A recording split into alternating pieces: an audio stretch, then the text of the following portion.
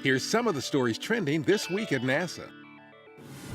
On March 10th, Expedition 42 Commander Barry Wilmore of NASA handed over command of the International Space Station to NASA astronaut and Expedition 43 Commander Terry Virts. The next day, Wilmore and Alexander Samokuteyev and Elena Serova of the Russian Federal Space Agency undocked from the station aboard a Soyuz spacecraft.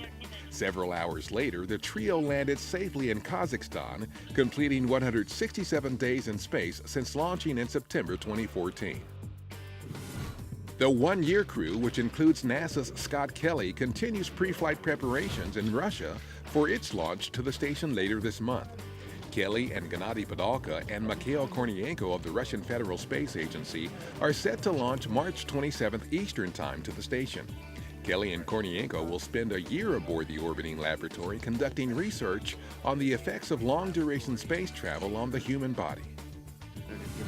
A March 12th hearing convened by the Senate Subcommittee on Space, Science, and Competitiveness provided another opportunity for NASA Administrator Charlie Bolden to testify about what the agency can accomplish with the $18.5 billion proposed under President Obama's FY 2016 budget.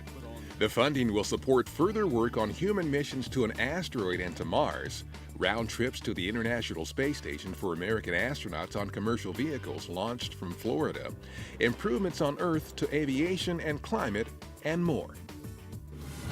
The largest, most powerful booster ever built that will help NASA's new Space Launch System rocket launch was successfully fired up for a major ground test on March 11th at Orbital ATK's test facilities in Promontory, Utah. During the 2-minute test, the booster was heated to verify how it performs in high-temperature conditions. This significant milestone for the SLS program and NASA's journey to Mars is the first of 2 ground tests to qualify the booster for flight. The next test is planned for early next year.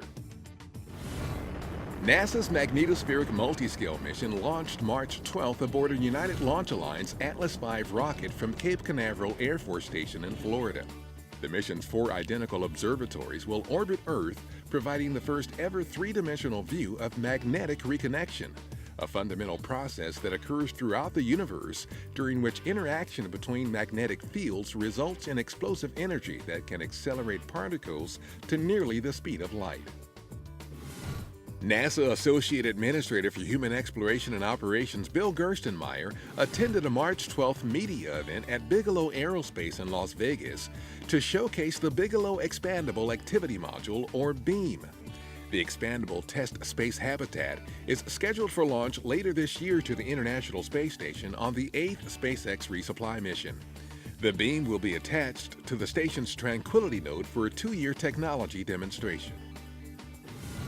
NASA's Hubble Space Telescope has discovered the best evidence yet there's an underground saltwater ocean on Jupiter's largest moon, Ganymede, an ocean that's believed to hold more water than all the water on Earth's surface. By observing aurorae at the moon's polar regions, scientists concluded a large amount of salt water exists beneath Ganymede's crust. Identifying liquid water is crucial in the search for habitable worlds beyond Earth and for the search of life as we know it. The Office of Small Business Programs hosted the NASA Industry Forum Spring 2015 meeting March 10th and 11th at NASA headquarters. The forum helps the Office of Small Business Programs directly hear areas of concern for NASA centers and contractors and discuss possible solutions and improvements. Administrator Bolden and Office of Small Business Programs Associate Administrator Glenn Delgado also presented the 2014 fiscal year agency-level NASA Small Business Industry Awards at the forum. And that's what's up this week at NASA. For more on these and other stories, follow us on social media and visit www.nasa.gov/twan.